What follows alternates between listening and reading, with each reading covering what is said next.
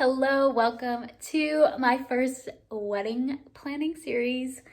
My first wedding planning video in the wedding planning series. So these videos are probably going to be a little bit all over the place because I actually started planning back when I was in Illinois. I'm going to do my best about organizing them, and I thought just doing it by category would be the easiest. So today's video is going to be all about picking out the venue, and if it's too short, I'll probably add in some other stuff. I was planning long distance, so I only actually got to tour one venue in person. And then another venue, I had my friend go visit and FaceTime me while she was there. I have been getting some messages on, planning a wedding during this pandemic. I have found that it hasn't really impacted me too much. My wedding is for October. Obviously, I don't know how long this is gonna last, but I just have to trust God that He's got a plan. He's gonna see it all through. If we end up having to elope and have a celebration later, that's fine. Most of the contracts we're in are all covered by national crisis. So if they have to cancel, I should be getting a full refund on everything. But I'm just going through and planning as I normally would, and just trusting God in the process that He'll give me discernment on things that I don't need to book right away, or just making sure the contracts are all in place. More than anything, a wedding is about the covenant you're entering with your significant other and God, and the celebration and event of a wedding is really not something God tells us to do. It's just something of this world. So don't put too much pressure on it. I mean, it can easily become an idol and can just take over all your emotions and thoughts, and that's not really what getting married is all about. Getting married is about literally becoming one with your fiance under God. So yeah, don't lose sight of what this wedding really is. The world puts a lot of pressure on what it should be and what it should look like. Get back to the basics, realize that this is such a gift from God, and it's really not about all of these, material things. Although they're so fun and nice to have, and I obviously want to have a nice celebration and party, but at the end of the day, that's not what it's really about. It is about, me becoming one with Kyle and, making that commitment in front of God. So, oh, my arms hurt. I just did an arm workout. So let's get into the video. Be sure to give this video a thumbs up and subscribe, and let me know in the comments if you want more wedding stuff. So I'm planning a wedding, and the first thing I'm tackling is the venue and my dress. So I will do separate videos for wedding dress shopping, but today I'm focusing on the venue. I'm having my wedding in Arizona. I live in Illinois, so I have to plan a long distance wedding. I'm moving back to Arizona in a few months, so it'll be easier once I'm there. However, we want to get married in the next 8 to 10 months, and typically you want a year to plan your wedding. So I kind of needed to get a venue locked down ASAP, so that is my number one priority. I started doing some research on venues in Arizona. Luckily, I actually used to work for a wedding photographer, so I've been to a lot of the venues in Arizona, and I'm not in love with any of them. I didn't really love the experience at any of them besides one in particular, and it wasn't a traditional venue. It was actually at a private estate. Her family owned a dairy farm, and they had the wedding in their big front yard, and I mean, it was big. It was a big farm, and the wedding part wasn't near the cows, but then they got ready in their parents' house. They had the ceremony and reception all in the front lawn with a huge tent, and out of all the weddings I've been to, that one felt the most intimate and just the most special out of all of them. I kind of knew going into my wedding I didn't really want something at a traditional venue. I wanted something a bit more unique. So I was on Wedding Wire, I believe, and I came across this company called Cloth and Flame that literally do weddings in the middle of the desert or in the middle of fields, and I just thought it was a really unique experience. So I contacted them, and they actually have an open house today. They set up all this stuff, and you can really experience kind of what it would be like to get married at one of their events. So I actually sent a friend to go check out their open house for me, and she's gonna FaceTime while she's there, and just I'm gonna get to check it out virtually, and she's gonna ask questions for me. But just, this is so cool. I see them blue for me and you, and I think to myself, what a wonderful world.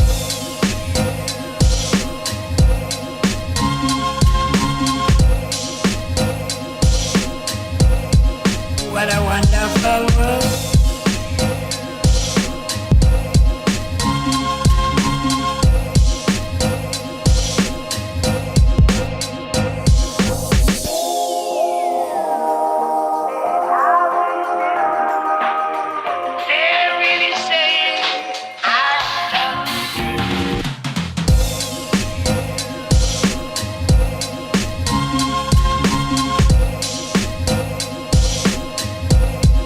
What a wonderful world. Okay, present day Kian here. I'm just like narrating through this video, and as you can see, I had my friend go and tour the Cloth and Flame. I had a phone call with them, and they sent me over a quote. The venue itself is all-inclusive, as in they provide the tables, the bathrooms, the lights, the sound system, the plates, the food. They provide a lot of things. However, all the furniture you saw, the bar, the photo booth, all of those are rentals and external. They quoted me about $180 per person, and we were planning to invite about 100 people, and that was just too much because they charge per person for everything. A lot of other venues will just charge for the venue itself, and then you can outsource and pick your catering and all that stuff. But since it's all inclusive, it was a package deal. It was a bundle price. If we were inviting 100 people and that's $180 per person, that just puts us at $1,800, and that doesn't include the photographer, videographer, the DJ. It doesn't include, you know, all the rentals. It only comes with the table, so the venue itself would be pretty bland because all it really comes with is the tables and the dance floor. So if you didn't have all that other seating area, it would kind of just be a little empty. I also don't think it included alcohol. So that price point was just way too high for us, and we were really sad. However, I got back on Wedding Wire, I believe, or The Knot, and just put in outdoor venues, and then we found another one and we decided to tour that one. So that is what we did.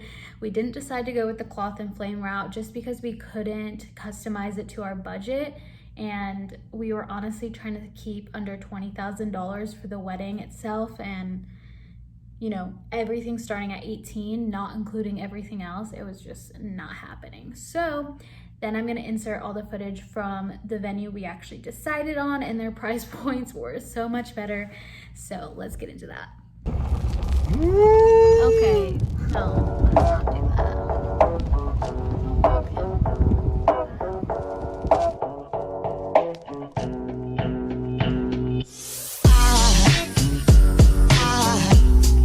Aside from my soul,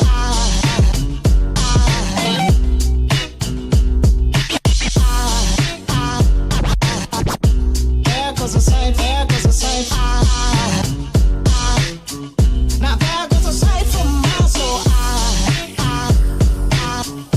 There goes a sight from my soul.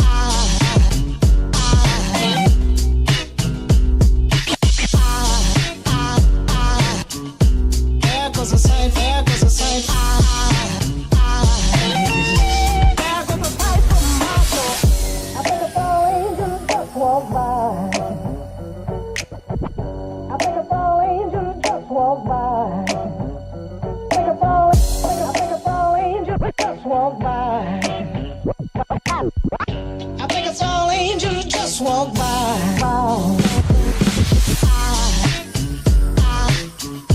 There goes a sight from my soul.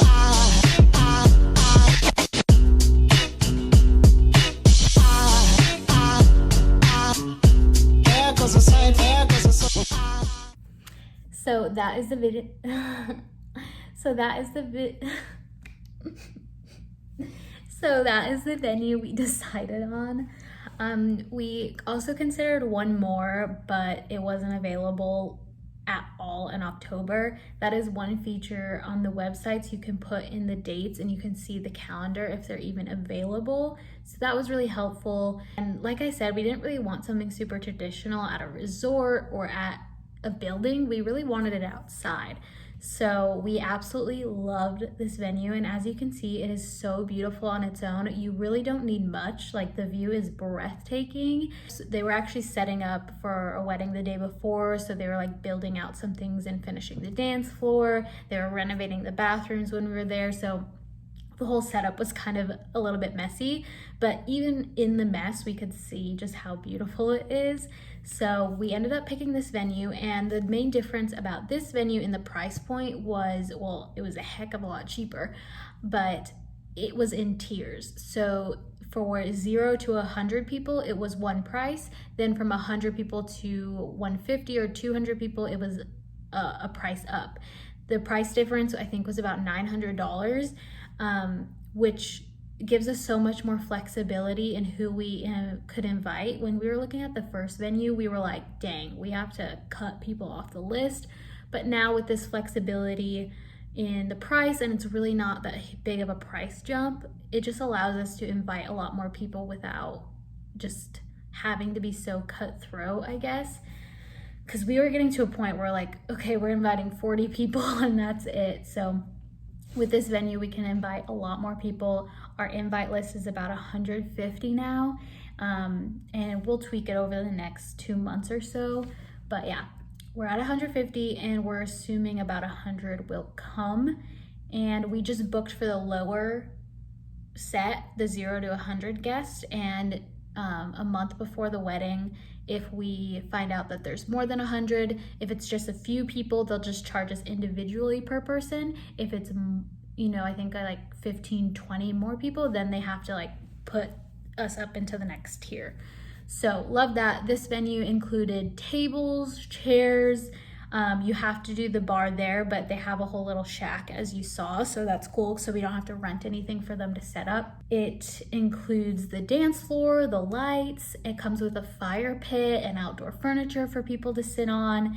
It's so beautiful. The tent you saw is optional that we can add on. We might do it. I think it's a few $100s. And that's basically where the bride can get ready. It's so small that I don't think me and my bridesmaids would get ready there. We ended up getting an Airbnb, but it would be a good place for me to kind of touch up and hide before walking down the aisle. It would also be a good place for me to touch up for the photo shoot, like once we take pictures after the ceremony. This is like the first time I've gone back and looked at the footage in a while, so it makes me so happy to see it again.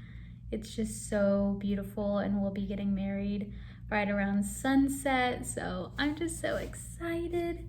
To give you more of an idea, this venue was under $6,000. I think $6,000 was the most if you had like 200 plus people.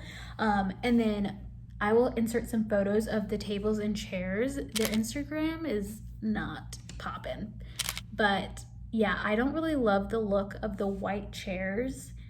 So I am looking into alternatives and possibly renting wooden tables and benches, because I think the white just really contrasts with the nature. That will cost us upwards of $1,000. So that is definitely not something I need, but I'm putting it on my want list and including it in our budget because I think it would make the whole experience look a lot better.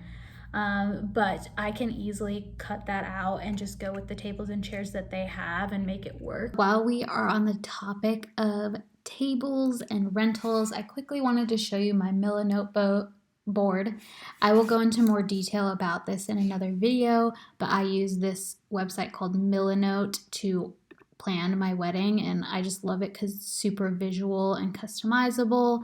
So this is the home board. I can also invite team members, so my mom is on here, my dad's on here, everyone can access it. So under my rentals, these are the tables I really like. You can like insert different options. I can put my quotes down. These are the wooden tables that I really like, so I'll probably end up getting those, and then I kind of just added some other things that these companies offer to give you more of an idea of what I want the whole wedding to kind of look like. This is kind of like a mood board with different images on it, just inspiration that I like. This is really like the table set I'm going for. I probably won't have these pillows, but I really love just the wood table with a little bit of greenery. They don't let you have like these kinds of candles lit at this venue, so that's something to consider as decoration restrictions. However, we can have low candles lit in if they're enclosed by glass. I might just have these candles there for decoration and just not light them. Another thing is they don't allow glassware, so we kind of need acrylic plateware to use instead. I'm gonna see if I can use goblets like this because I really think they add a beautiful touch to the decor. But anyway, there's a little overview of the wedding planning board, and like I said, I'll go into more depth about this in another video. Okay, so that is all for today's video. I hope you guys enjoyed it. I know we didn't really tour that many venues, but I thought both of them were really unique. I'll definitely be making more videos. I'm gonna do a whole video on florals because I decided to do this myself, so pray for me. And I'll have a bunch more on like decor and other planning aspects of everything. So far, what I have done is we have Airbnbs booked for where the bride is staying. I don't think we have a groom's one booked yet, and then also the family is staying.